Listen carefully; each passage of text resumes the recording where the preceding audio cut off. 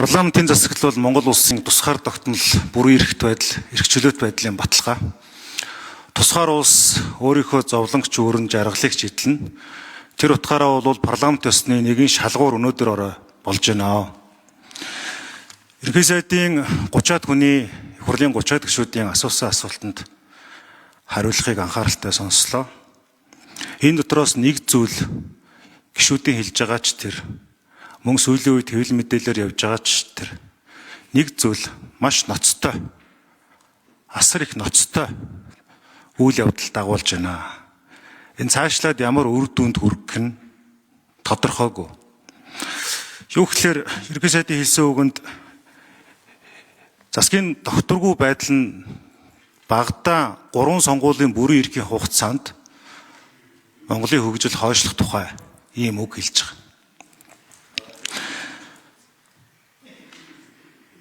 Хэд хэдэн их хурлын гишүүдийн үгэн дотроос тэр дарангуулын тогтолцоо руу гулсан орох тухай яригдчих.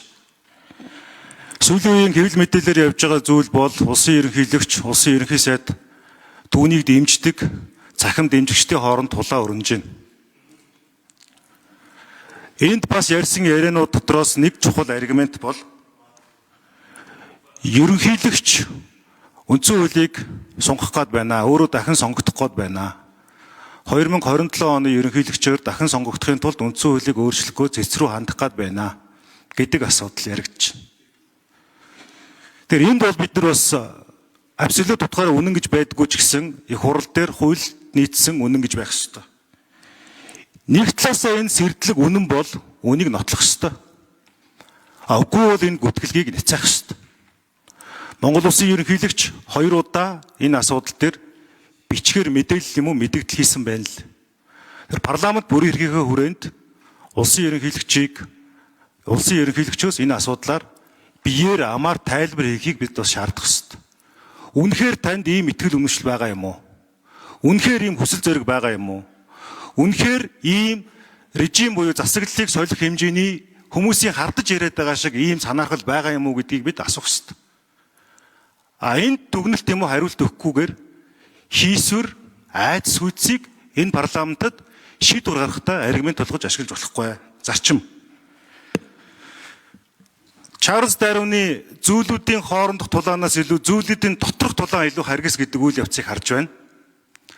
Өнөөдөр засгийн газрын огцрох асуудал дээр ардсан нам хомсын төдийч үр гүйцэтгэв.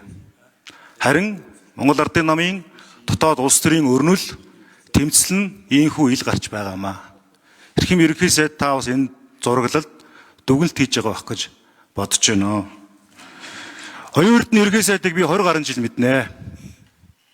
Хүсэл тэмүүлэлтэй, ирмэлзэлтэй, алсын хараатай, 80-аад он дотроо цойлсон шинжил өөрчлөлтийг авчрах ирмэлзэл төгс ийм хөөн. Гэхдээ өнөөдрийн нөхцөл байдал, улс төрийн мухардал, энэ сорилт гэдэг зүйл бол зөвхөн хувь хүнд биш, улсын ерөнхий сайд цаашлаад парламентоос гүйцэтгэх засаглалд томоохон сорилт болж байгаа. Нэг зүйлийг онцлон хэлмээр. Мэдээж асуудал хүүхдийн хэрэглээтэй холбогдож өрнөсөн орлогоо нотлохыг эцэг эхээс нь шаардж байгаа. Энэ дээр орлогоо нотлох ёстой. Бид улс төржиж болно. Гэхдээ хүний хань ижил үр хүүхэд рүү хитрхи хэрцгийгээр орж байгаа. Түүнийг нь улс төрд хитрхи бүдүүлгээр ашиглаж байгаа зүйл